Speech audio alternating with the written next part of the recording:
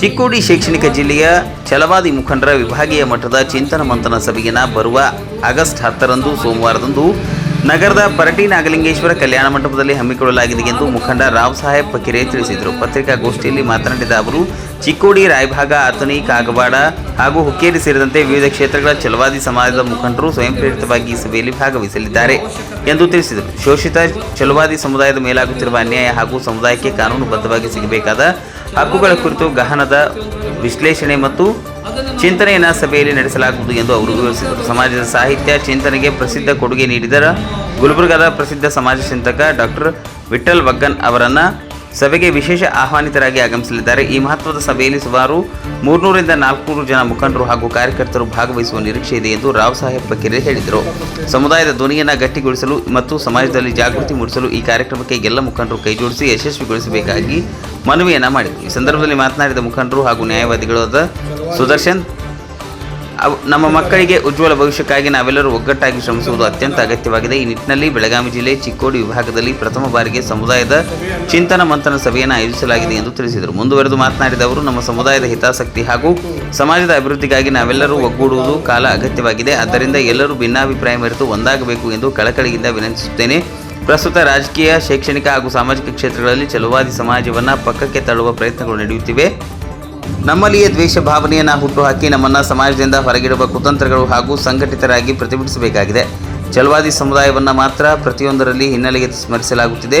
ಈ ಕುರಿತು ನಾವು ಗಂಭೀರವಾಗಿ ವಿಮರ್ಶೆ ಮಾಡಬೇಕಿದೆ. ನಮ್ಮ ಮುಂದಿನ ಪೀಳಿಗೆಯ ಭವಿಷ್ಯದ ದೃಷ್ಟಿಯಿಂದಲಾದರೂ ನಾವೆಲ್ಲರೂ ಒಗ್ಗೂಡಿ ನಮ್ಮ ಹಕ್ಕುಗಳಿಗಾಗಿ ಹೋರಾಟ ರೂಪಿಸುವುದು ಅನಿವಾರ್ಯವಾಗಿದೆ ಎಂದರು.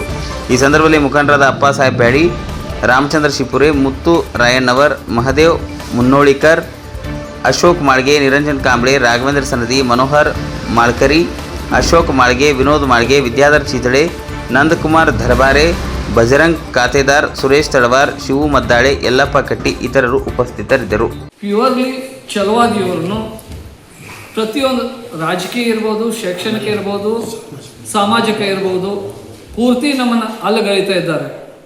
ಸೊ ಆದ ಕಾರಣ ನಾವು ನಮ್ಮಲ್ಲೇ ದ್ವೇಷ ಭಾವನೆಯನ್ನು ಏನು ಹುಟ್ಟಿಸ್ತಾ ಇದ್ದಾರೆ ಅಥವಾ ನಮ್ಮನ್ನೇನು ಹೊರಗಿರ್ತಕ್ಕಂಥ ಆಲೋಚನೆ ನಡೀತಾ ಇದೆ, ಅದನ್ನು ನಾವು ಪ್ರತಿಭಟಿಸಬೇಕಾಗತ್ತೆ. ಇದು ಅವಶ್ಯಕತೆಯಾಗಿದೆ. ಇವತ್ತು ಪ್ರತಿಯೊಂದು ಸಮುದಾಯ ಕೂಡ ಮುಂದೆ ಬಂದ್ರೆ ಛಲವಾದಿಗಳನ್ನ ಮಾತ್ರ ಪ್ರತಿಯೊಂದರಲ್ಲಿ ಹೊರಗಿಡ್ತಾ ಇದ್ದಾರೆ. ಅದನ್ನು ನಾವು ವಿಮರ್ಶೆ ಮಾಡಬೇಕಾಗಿದೆ. ಮುಂದಿನ ಮಕ್ಕಳ ಭವಿಷ್ಯಕ್ಕಾಗಾದರೂ ನಾವು ಒಗ್ಗೂಡಿ ನಮ್ಮ ಹೋರಾಟಕ್ಕೆ ನಾವು ಪ್ರಯತ್ನ ಮಾಡಲೇಬೇಕಾಗಿದೆ. ಜೈ ಭೀಮ್, ವಂದನೆಗಳು. ಇವತ್ತು ನಾವು ಪತ್ರಿಕಾಗೋಷ್ಠಿಯನ್ನು ಕರೆದಿರುವ ಉದ್ದೇಶ ಚಿಕ್ಕೋಡಿ ಶೈಕ್ಷಣಿಕ ಜಿಲ್ಲೆಯ ಛಲವಾದಿ ಮುಖಂಡರ ಚಿಂತನ ಮಂಥನ ಸಭೆಯನ್ನು ದಿನಾಂಕ 10/8/2026 ಸೋಮವಾರದಂದು ನಾಗಲಿಂಗೇಶ್ವರ ಕಲ್ಯಾಣ ಮಂಟಪದಲ್ಲಿ ಕರೆಯಲಾಗಿದೆ. ಈ ಒಂದು ಕಾರ್ಯಕ್ರಮಕ್ಕೆ ನಮ್ಮ ಛಲವಾದಿ ಸಮುದಾಯದ ಎಲ್ಲ ಮುಖಂಡರು, ಇದು ವಿಭಾಗೀಯ ಮಟ್ಟದ ಒಂದು ಸಭೆ ಆಗಿರೋದ್ರಿಂದ ಚಿಕ್ಕೋಡಿ, ರಾಯಬಾಗ್, ಅಥಣಿ, ಕಾಗವಾಡ, ನಿಪ್ಪಾಣಿ, ಹುಕ್ಕೇರಿ ಈ ಎಲ್ಲ ಕ್ಷೇತ್ರಗಳಿಂದ ಛಲವಾದಿಯ ಮುಖಂಡರು ತಾವೆಲ್ಲರೂ ಸೋಮೋಟಾಗಿ ಸ್ವಯಂ ಪ್ರೇರಿತಾಗಿ ಈ ಒಂದು ಸಭೆಗೆ ಬಂದು ಈ ಸಭೆಯಲ್ಲಿ ಈ ಒಂದು ಶೋಷಿತರ ಛಲವಾದಿ ಸಮುದಾಯದ ಮೇಲೆ ಆಗಿರ್ತಕ್ಕಂಥ ಅನ್ಯಾಯಗಳನ್ನು ಮತ್ತು ನಮಗೆ ಸಿಗಬೇಕಾಗಿರ್ತಕ್ಕಂಥ ಹಕ್ಕುಗಳನ್ನು ಇವೆಲ್ಲ ವಿಶ್ಲೇಷಣೆ ಮಾಡುವುದಕ್ಕೋಸ್ಕರ, ಚಿಂತನೆ ಮಾಡುವುದಕ್ಕೋಸ್ಕರ ಅವತ್ತು ನಾವು ಸೋಮವಾರದ ಈ ಒಂದು ಸಭೆಯನ್ನು ನಾವು ಕರೆದಿದ್ದೇವೆ. ಈ ಸಭೆಗೆ ಎಲ್ಲ ಸುಮಾರು ಒಂದು 300 ರಿಂದ 400 ಜನ ಬರ್ಬೋದು ಅಂತ ತಿಳಿದು ನಮಗೆ ನಿರೀಕ್ಷೆ ಇದೆ. ಈ ಸಭೆಗೆ ಮುಖ್ಯವಾಗಿ ಗುಲ್ಬರ್ಗಾದಿಂದ ನಮ್ಮ ಸಮಾಜ ಚಿಂತಕರಾಗಿರ್ತಕ್ಕಂಥ ಡಾಕ್ಟರ್ ವಿಠ್ಠಲ್ ಒಗ್ಗಣ್ಣವರು ವಿಶೇಷ ಒಂದು ಆಹ್ವಾನಿತರಾಗಿ ಬರ್ತಾ ಇದ್ದಾರೆ.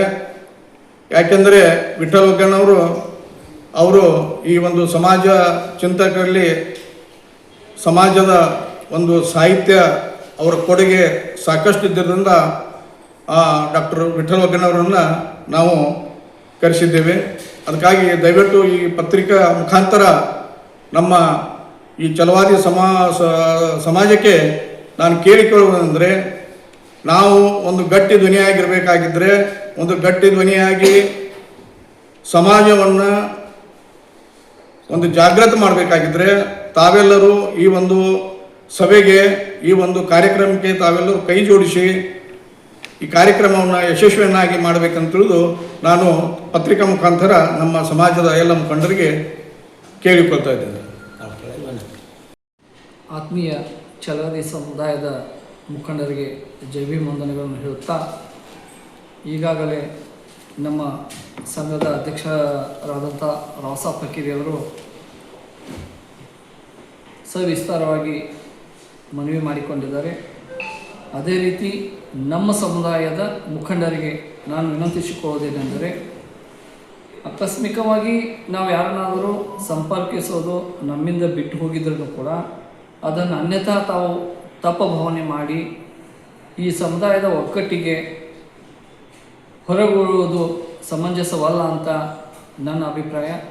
ನಾವೆಲ್ಲರೂ ಒಟ್ಟಿಗೆ ಆಗಿ ನಮ್ಮ ಮಕ್ಕಳ ಮುಂದಿನ ಭವಿಷ್ಯಕ್ಕಾಗಿ ಒಗ್ಗೂಡುವುದು ಅತ್ಯಂತ ಅವಶ್ಯಕತೆ ಇರುವುದರಿಂದ ನಾವು ಬೆಳಗಾವಿ ಜಿಲ್ಲೆಯ ಚಿಕ್ಕೋಡಿ ವಿಭಾಗನೇ ಆಯ್ಕೆ ಮಾಡಿಕೊಂಡು ಪ್ರಥಮ ಬಾರಿಗೆ ಇದನ್ನು ಮಾಡ್ತಾ ಇದ್ದೇವೆ.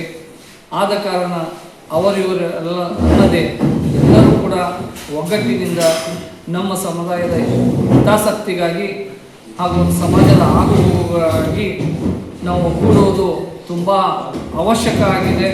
ಆದ ಕಾರಣ ದಯಮಾಡಿ ಎಲ್ಲರೂ ಇದಕ್ಕೆ ಹೊರಗುಳಿಯದೆ ಎಲ್ಲರೂ ಒಗ್ಗಟ್ಟಿನಿಂದ ಒಂದಾಗೋಣ ಅಂತ ತಮ್ಮಲ್ಲಿ ಕಳಕಳಿಯಿಂದ ವಿನಂತಿಸಿಕೊಳ್ತಾ ಇದ್ದೇನೆ. ಜೈ ಭೀಮ್.